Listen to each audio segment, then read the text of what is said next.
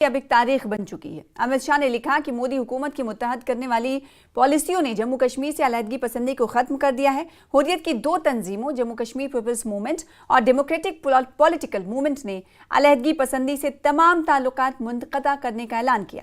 अमित शाह ने अपने social media post में कहा कि वो हिंदुस्तान के इत्तेहाद को मजबूत करने के सिमत एक कदम का खैरमकदम करते हैं और ऐसे तमाम गिरोहों से अपील करते हैं कि वो आगे आएं और अलहदगी पसंदी को हमेशा के लिए ख़त्म करें। ये एक तरक्की याफ्ता, पुरअमन और मुत्तहिद भारत की तामीर के नरेंद्र मोदी के विजन की बड़ी फतेह है। आगे बढ़ेंगे। सिक्योरिटी फोर्सेज ने अपनी तलाशी का दायरा वसी करते हुए कठुआ और सांबा अजला के कई इलाकों में सख्त तलाशी मुहिम चलाई। कठुआ जिला के सानियाल गांव के नजदीक बैन-अक़वामी सरहद के करीब वाक़े गुज्जर बकरवाल बिरादरी के कोठों में भी बड़े पैमाने पर तलाशी मुहिम चलाई गई।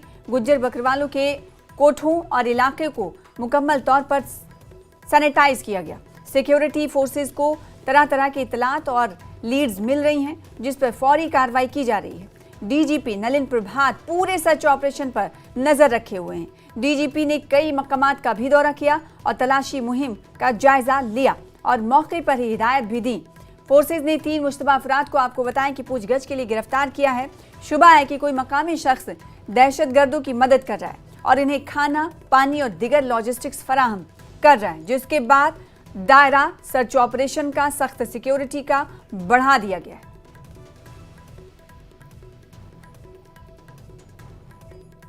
आगे बढ़ेंगे। दिल्ली हाईकोर्ट ने रुकने पार्लियामेंट इंजीनियर अब्दुल रशीद की हिरासती पैरोल अबूरी जमानत के मामले में फैसला महफूज कर लिया है।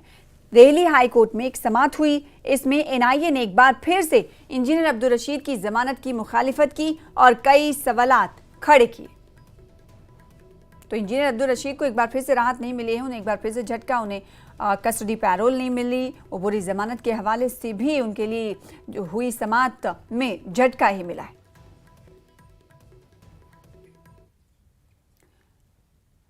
ट्यूलिप्स के मुतहर्रिक रंगों से मशहूर होने के लिए तैयार हो जाइए। जी हाँ, Indira Gandhi memorial tulip garden Asia का सबसे बड़ा ट्यूलिप गार्डन आज से आवाम के लिए अपने दरवाजे खोलने वाला है। इस सिलसिले में तैयारियां जोरों पर हैं। तवक्को है कि वजीर आला उमर अब्दुल्ला इफ्तिताही तकरीब का हिस्सा होंगे। इस सीजन में सयाहों को तकरीबन 17.5 लाख ट्यूलिप बल्ब की शानदार नुमाइश से लुत्फ अंदोज होने का मौका मिलेगा।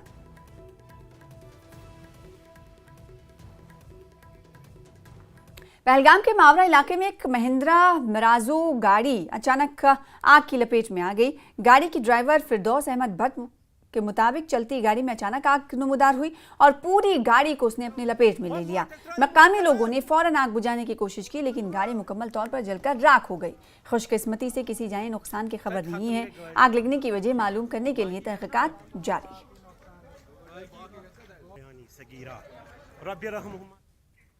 और नेशनल कॉन्फ्रेंस के सीनियर लीडर व जिला नायब सदर जिला अनंतनाग इमरान शाह ने काडीपुरा अनंतनाग में आग मुतासिरीन से उनके मसाइल और मुश्किलात के हवाले से जानकारी हासिल की।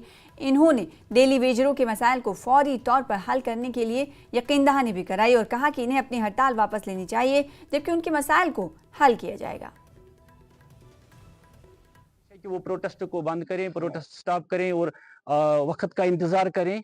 और ये सरकार वादाबंद है। उन्होंने मैनिफेस्टो में लिखा था कि हम डिलीवरियों को परमानेंट करेंगे, इंशाल्लाह वो हो जाएंगे। ऑनरेबल चीफ मिनिस्टर साहब ने जो मुकद्दस इदारा है असेंबली, वहाँ पे उन्होंने एक ऑर्डर इशू किया है कि एक कमेटी बनाएगी जिसमें चीफ सेक्रेटरी को चेयरमैन बनाया गया और बाकी मेंबर उसमें है।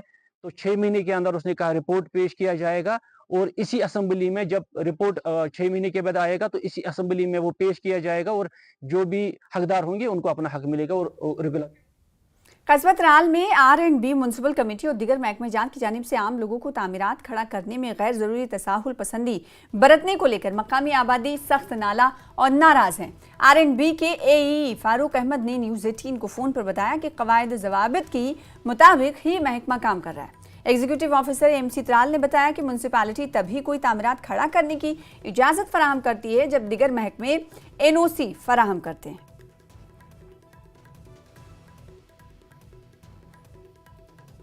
त्राल के पास बहुत सारी कंप्लेंट्स आई है, लोगों के गिले और शिकवे हैं कि जो भी यहाँ कंस्ट्रक्शन का टाउन में खुसूसन काम हो रहा है, जिसके लिए गवर्नमेंट रूल्स की रूह से बहुत सारे एनओसीज मुख्तलिफ डिपार्टमेंट से लेनी पड़ती है, लेकिन आम लोगों का यही तासुर और उनकी यही राय है कि इसमें डिस्पैरिटी हो रही है। जहां बड़े बड़े कॉम्प्लेक्स यहाँ बन रहे हैं, बड़े बड़े बिल्डिंगें बन रही हैं, लेकिन जो साहिब सरवत लोग हैं उनसे इस बारे में ज़्यादा मुश्किलात का सामना नहीं करना पड़ता है, जबकि एक छोटे जो मुतवस्सित घराने या गरीब घराने से ताल्लुक़ रखने वाले लोग हैं, अगर वो कहीं बाथरूम भी बनाएं उनको 10 जगह से ये एनओसीज लेनी पड़ती है, जिसमें उनको बड़ी मुश्किलात का सामना करना पड़ रहा है। नाइंसाफ़ी हो रही है। आप देखिए इस्तेसाल लोगों के साथ हो रहा है। एक गरीब जब कोई बाथरूम बनाना चाहता है उसको पूरी टीम म्यूनसिपलिटी की आती है, तहस नहस किया जाता है। तो जिस तरीके से इस वक्त आप देखिए ये पेट्रोल पंप देखिए, एज़ पर परमिशन है या क्या, एज़ पर नॉर्म्स क्या ये काम कर रहे हैं।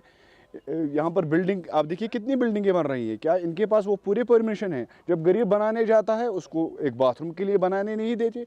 ये जो बड़े प्रोजेक्ट यहाँ बनाते हैं इनको पूछना चाहिए इनसे, क्या आपके पास है ये परमिशन है, आपके पास ऐसा कागज़ मौजूद है, ऐसा मवाद है जिस बिना पर आपने ये पंप छोड़ा है या बिल्डिंगें बनाई है या कोई प्रोजेक्ट यहाँ खोला है, तो ये ज़रूरी है कि इनसे पूछ लेना चाहिए। जो हमारा ये ऑनलाइन सिस्टम है OBPS building online building permission, तो इसमें ये जो एप्लीकेंट है ये घर जाके भी ये अप्लाई कर सकते हैं। अब इसको एक चीज़ करना होता है, जो टाउन प्लानर है या और कोई डिपार्टमेंट है, जो उनके अफसरान साहिबान हैं उनको साइट दिखानी होती है। जो डिले करेगा साइट दिखाने में, नेचुरली उनको तो लेट हो जाएगा ही। सीआरपीएफ की 14वीं बटालियन के कमांडेंट के साथ एक खुसूसी गुफ्तगू में उन्होंने सिविल एक्शन प्रोग्राम के तहत दी जाने वाली सहूलियात पर रोशनी डाली। उन्होंने बताया कि ये प्रोग्राम आवाम के करीब आने के लिए किए जा रहे हैं, जिनमें तिब्बी सहूलियात, खेलों का सामान और दीगर ज़रूरी अशिया फराहम की जा रही। मजीद बरा उन्होंने सीआरपीएफ के मददगार स्कीम के दिगर पहलुओं का भी जिक्र किया, जिसका मकसद अवामी फलाह बहबूद को यकीनी बनाना है। स्कीम है, उसके तहत हम लोग कई प्रकार के कार्यक्रम करते हैं। बच्चों के लिए खेल कूद कराते हैं, मार्शल आर्ट है, जूडो है, वॉलीबॉल है, क्रिकेट है, ये सभी खेल के कार्यक्रम भी कराते हैं। बच्चों की पढ़ाई लिखाई के लिए भी हम लोग कार्यक्रम करते हैं, उनको कंप्यूटर की ट्रेनिंग देना, उनको मोबाइल रिपेयरिंग देना, और इस प्रकार के मेडिकल कैंप जो आप दिखाई पड़ रहा होगा, ये मेडिकल कैंप का भी आयोजन करते हैं। इसके साथ फ्यूचर में हमारे पास और भी कई प्रकार के प्रोग्राम है। कोई कारपेंटर है, उसके पास कोई टूल्स नहीं है, वो टूल्स भी हम उनको प्रोवाइड करते हैं। कोई किसी प्रकार का काम करना चाहता है, उसके लिए भी हम मदद करते हैं। तो ये बहुत तरीके के कार्यक्रम हम मददगार स्कीम के तहत कर रहे हैं। ये मेडिकल कैंप उसमें से एक है, और इनके जो क्षेत्र है, जो दायरा है, वो लगातार हम लोग बढ़ाते चले जा रहे हैं। रिमोट इलाकों में भी जाना है, और कई तरह के कार्यक्रम जिनको जिस प्रकार की जरूरत है वो जरूरत हम उनको दे रहे हैं। शोबे में महकमे तालीम की कारकर्दगी पर एक बार फिर सवालात उठ रहे हैं। जहां 2023 में तबादला किए गए 135 असातिज़ा अभी तक अपनी नई तैनाती पर नहीं पहुंचे। हैरानकुन तौर पर यह असातिज़ा अपने पुराने तालीमी इदारों से ही तनख्वाह हासिल कर रहे हैं। इस इंतज़ामी नाकामी पर वालिदैन और तालीमी माहिरीन ने तशवीश का इजहार किया है और आला हुकाम से फौरी कार्रवाई का मुतालबा किया है। एक सीनियर अफसर ने नाम जाहिर ना करने की शर्त पर बताया कि मामले की जांच जारी है और खिलाफ वर्जी करने वालों के खिलाफ कार्रवाई होगी। क्या महकमे तालीम इस मसले को हल कर पाएगा या ये मामला यूं ही खटाई में पड़ा रहेगा?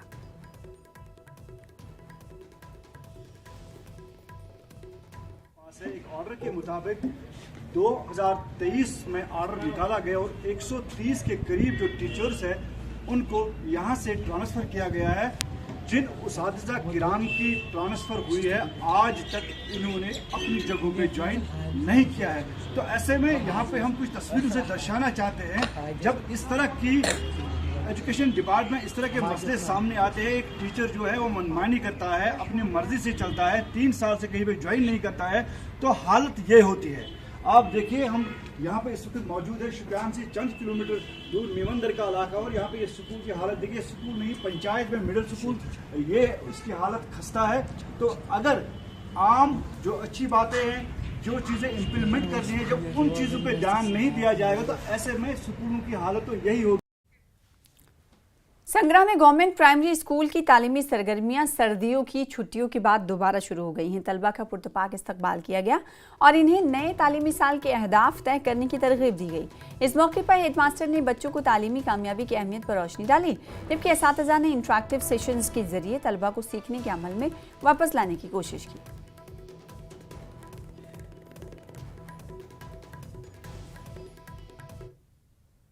जिला पुलवामा के रोहमू इलाके में नाला रूमशी पर पुल 10 बरस के बाद मुकम्मल हुआ। ताहम पुल के इफ्तिताह में ताखीर होने से अवामी हलकों में काफ़ी तशवीश पाई जा रही है। मकामी लोग और बीजेपी के सीनियर लीडर अरशद भट्ट ने एलजी इंतजामिया और हुकूमत से मुतालबा किया है कि पुल का इफ्तिताह करके इसे आवाम के लिए वक्फ किया जाए, ताकि काफ़ी अरसे से मुश्किलात से दो चार आवाम को कुछ राहत मिले।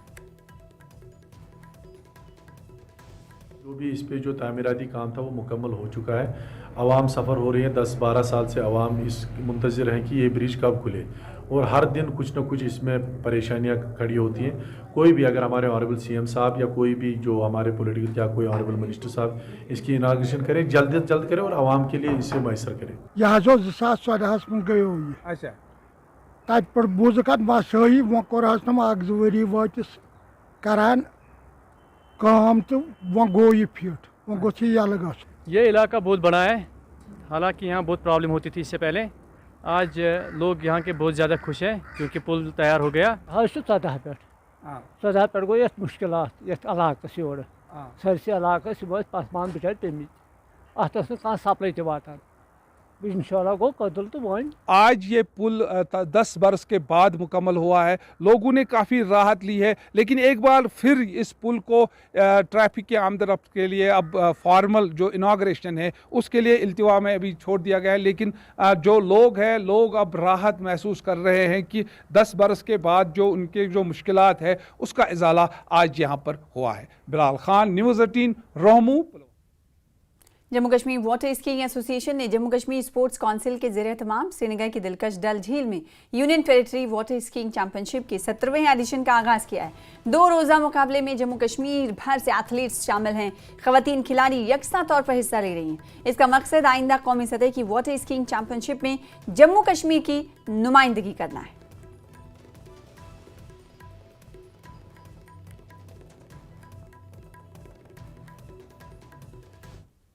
जितना मैंने देखा है कि ऐसे स्पोर्ट्स में जहाँ ज़्यादा लड़कियाँ होती नहीं हैं, बट इस बारी 2-3 लड़कियों को मैंने देखा। मुझे याद है जब मैं सीखने जाती थी तो वहाँ मेरे साथ सिर्फ एक थी, हम 2 ही लड़कियाँ थी और बाकी 20 लड़के थे।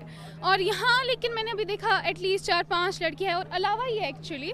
तो ये देख के भी बहुत खुशी हुई, क्योंकि होता है ना कि मतलब मैं हूँ और मेरे जैसे भी बाकी और भी है। मैं आपको बताता हूं कि दिन ब दिन यहाँ पे काफ़ी डेवलपमेंट हो रही है so far as sports activities are concern. इसमें अभी तक तो मतलब 5-6 साल पहले किसी बॉयज़ ही ऐसी वाटर स्कीइंग चैम्पियनशिप्स में हिस्सा लेते थे, लेकिन आजकल ये आप देख सकते हैं कि इतनी बड़ी तादाद है लड़कियों की जो आज इस चैम्पियनशिप में हिस्सा ले रही है। हमें बहुत ज़्यादा स्कोप है। हमें अवेयरनेस फैलाना चाहूँगा कि लोग जो है इन स्पोर्ट्स की तरफ तवज्जो दें और इनमें पार्टिसिपेट कीजिए। ये आपको फिज़िकली, मेंटली और सोशली फ़िट रखती है। जी, लोगों को लगता है दरअसल जो स्पोर्ट्स है वो मेल ही डोमिनेट करते हैं, लेकिन फ़ीमेल्स को भी आगे आना चाहिए। आपने देखा आजकल आप देखेंगे अभी जो ये वाटर स्कीइंग हो रही है इनमें फ़ीमेल्स ने बहुत ज़्यादा पार्टिसिपेट किया और बहुत ही अच्छा परफॉर्म कर रहे हैं। इवन कि मैं कहूँगा मेल से भी अच्छा परफॉर्म कर रहे हैं। फिलहाल जी के साथ रुकेंगे छोटे से ब्रेक के लिए।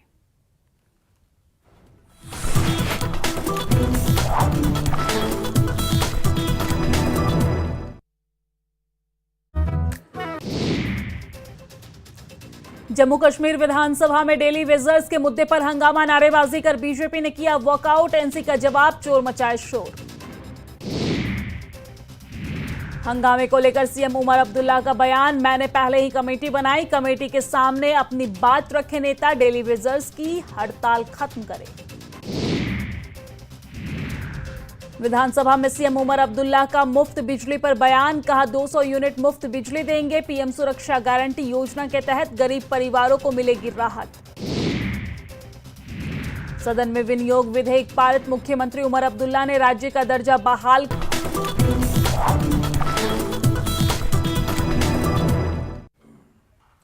श्रीनगर के मुज़फ़्फ़राती इलाके गुंड हसी भट्ट में गवर्नमेंट हायर सेकेंडरी स्कूल में पयाम इंटरनेशनल ऑर्गेनाइजेशन की जानिब से नुज़ूल कुरान के उन्वान पर महफिल बज़्म सुखन का इनेकाद किया गया। इस बाबरकत महफिल में चंद किताबों की रोनुमाई भी अंजाम दी गई। प्रोग्राम 4 नशिस्तों पर मुश्तमिल रहा। तकरीब में हायर सेकेंडरी स्कूल के प्रिंसिपल और मशहूर research scholar doctor Mohammad Jafar मेहमान खुसूसी थे। इस मौके पर वादी की सरकर्दा अदीबों और दिगर शख्सियात के अलावा तालिब इल्मों ने शिरकत की। तकरीब से मुख्तलिफ शख्सियात ने खिताब किया। उन्होंने माह रमज़ान के मुक़द्दस महीने की अहमियत पर रोशनी डाली। बारे में मुकर्रिरीन हज़रात ने अपनी तकरीरें की और शुराए किराम ने अपने कलाम से हाज़रीन को महसूस फरमाया। चूँकि ये महीना जो है माह रमज़ान का जो महीना है ये बहुत ही अजीम और मुबारक महीना है। इसी महीने में कुरान नाजिल हुआ है, लिहाजा इस मुनासबत से हमने पयाम इंटरनेशनल ने ये प्रोग्राम मुनक़िद किया। तो बहुत दूर दूर से यहाँ शुराए किराम आए, उन्होंने अपना खराज अक़ीदत पेश किया और कुरान के हवाले से अपनी शायरी तख्लीक़ात पेश की। इसमें वादी भर के तमाम शुरा हज़रात आए हैं। हमारे तलबा व तालिबात ने भी इसमें हिस्सा लिया है। उनको इनामात से भी नवाजा गया है। आज कल के दौर में इन महफिलों की अशद ज़रूरत है। कुरान शनास बनाने के लिए हर टीचर का फ़र्ज़ है कि वो अपने स्टूडेंटों को कुरानी दर्ज दे और मॉर्निंग असम्बली पर भी इसका एहतमाम करे ताकि ज़हनी तौर रूहानी तौर हमारे तलबा व तालिबात बेदार हो जाएं और बुराइयों से वो इज्तनाब। रमज़ान के जारी मुक़द्दस महीने के पेश नज़र कश्मीर सोसाइटी इंटरनेशनल ने टैगोर हॉल श्रीनगर में एक रूहानी तसव्वुफ़ कॉन्फ्रेंस का इनेकाद किया। कॉन्फ्रेंस का इनेकाद सुल्ताना कोटा रानी फाउंडेशन, दुख्तरान तसव्वुफ़, दमदार सूफ़ी समद और दिगर तंजीमों के इश्तराक से किया गया। कॉन्फ्रेंस में chairman Kashmir society international Khwaja Farooq रेंजुशा और दिगर स्टेक होल्डर्स ने शिरकत की। नातिया प्रोग्राम में तलबा की बड़ी तादाद ने शिरकत की और मुक़र्रिरीन ने कश्मीर में तसव्वुफ़ के मौजू पर रोशनी डाली। जो नौजवान है, नौजवान नस्ल है, और हमें उनको तहजीब के दायरों में ही रखना होगा और हमें उनको जो तक़द्दुस है, पाकीज़गी है, ये इस महीने की शान है। सुल्ताना कोटा रानी एक रेनेसेंस की निशानी थी। मुझे मौका मिला, मैंने रिसर्च किया, मिशिगन में मैंने रिसर्च किया और वहाँ हमें लगा कि ये रेनेसेंस कश्मीर से निकला है और वेस्ट ने बाद में ये सेकुलरिज्म समझा है। तो हमारी ये तो एक तरफ हिंदुइज़्म की भी ज़बरदस्त रेस्पेक्ट है, दूसरी तरफ इस्लाम की भी रेस्पेक्ट है और बुद्धिज़्म की भी रेस्पेक्ट है। लकुम दीनकुम वलिया दीन, एक दूसरे की मज़ाहिब की इज़्ज़त करो। Islamic university of science and technology के शोबे इस्लामियात ने पैगाम रमज़ान के बैनर तले अमन के फ़रोग और माहौलियाती तहफ़्फ़ुज़ के मौजू पर एक प्रोग्राम का इनेकाद किया। उलमा, असातिज़ा और तलबा ने शिरकत की। Professor A.H. मोनडीन एकेडमिक अफेयर्स इस्लामिक यूनिवर्सिटी ने मेहमान ख़ुसूसी के तौर पर शिरकत की। Doctor Afroz Ahmad Basati, dean school of humanities and social sciences, मेहमान एजाज़ के तौर पर शरीक हुए। Ramadan in order to inculcate a sense of belonging, a sense of responsibility among youth, as well as all the stakeholders who are responsible by way of contributing to the society, especially the students who have been a source of inspiration as our future generations. This program will highlight our responsibility regarding understanding of the peace and its promotion in our society. पुराने शहर बारामुल्ला में कल शाम लगने वाली तबाहकुन आग के बाद डिप्टी कमिश्नर बारामुल्ला ने DIG शुमाली कश्मीर, SSP बारामुल्ला के अलावा दिगर सिविल और पुलिस अफसरान के साथ जाए हादसे का दौरा किया और आग मुतासिरीन को हर मुमकिन मदद की यकीन दहानी कराई। डिप्टी कमिश्नर बारामुल्ला ने मुकम्मल और जुज़वी तौर पर तबाह होने वाले मकान मालिकान को बेतरतीब 50,000 और 10,000 रुपये के चेक हवाले किए। अहदेदारों ने इंतजामिया की तरफ से हर मुमकिन मदद की यकीन दहानी कराई ताकि बेघर खानदानों की जल्द अज जल्द बाज़ाबादकारी की जा सके। आग के मुतासिरीन का इल्ज़ाम है कि इन वाक़यात की एक वजह बिजली के महकमे की गफलत भी हो सकती है, क्योंकि इन्होंने बिजली के वाहिद खंभों पर दर्जनों स्मार्ट मीटर्स लगाए हैं। इसकी वजह से कई बार शॉर्ट सर्किट हो जाता है।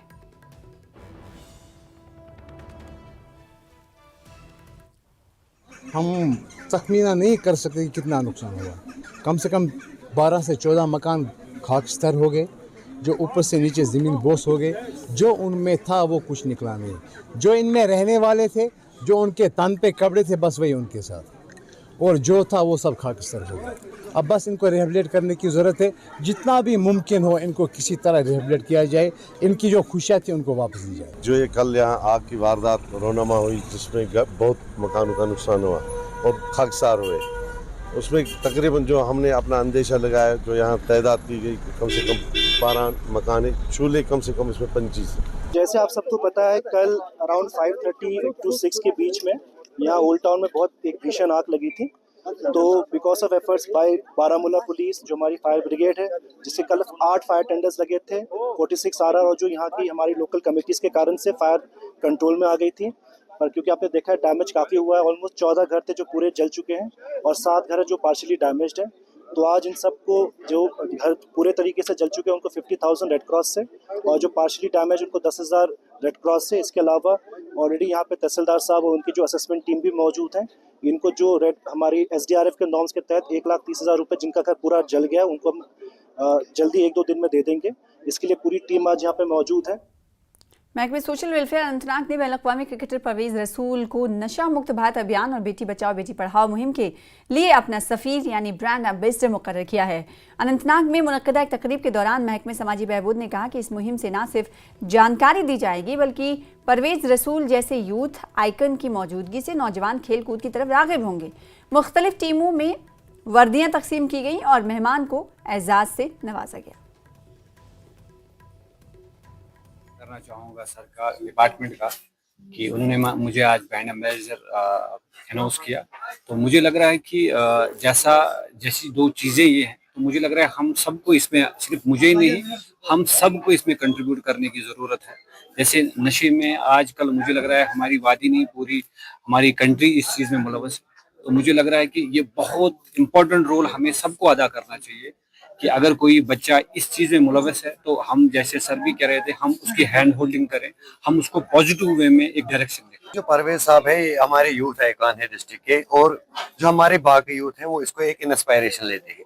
यही वजह है कि हमने इस कैंपेन को आगे बढ़ाने के लिए परवेज साहब को एज एम्बेसडर चुना है, ताकि ज़्यादा से ज़्यादा यूथ इंस्पायर हो जाए और वो पॉजिटिवली अपनी एनर्जी को चैनलाइज करे, सपोर्ट उसमें हिस्सा ले, और अगर कोई नशा में मुब्तला है वो वापस आ जाए, हम उसकी हैंड होल्डिंग करें, हम उसको रिहेबिलिटेट करें और वो अपनी एनर्जी को पॉजिटिवली चैनलाइज।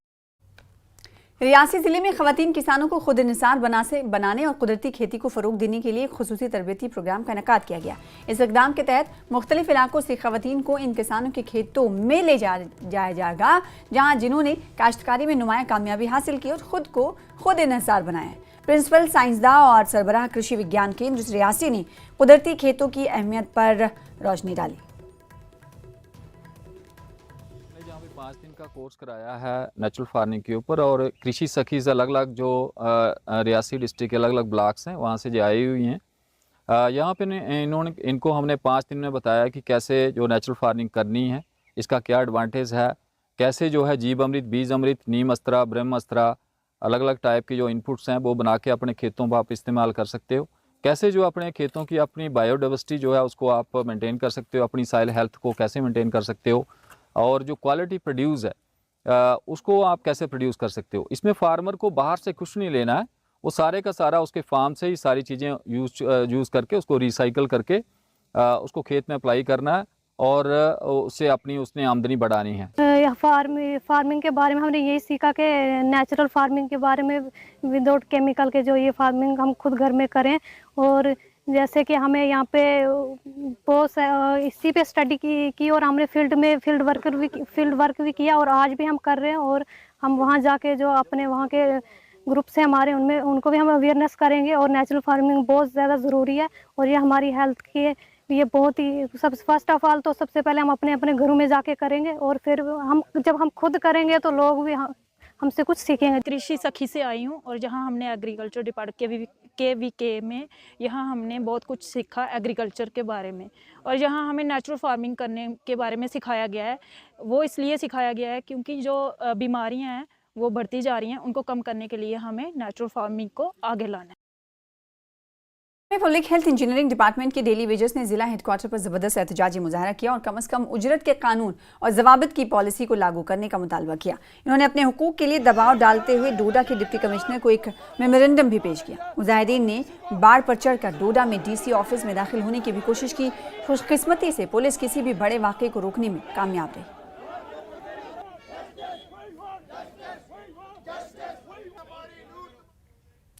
फिलहाल इसी के साथ रुकेंगे छोटे से ब्रेक के लिए। दूसरे बुलेटिन में देखिए देश और दुनिया की तमाम खबरें। आदाब।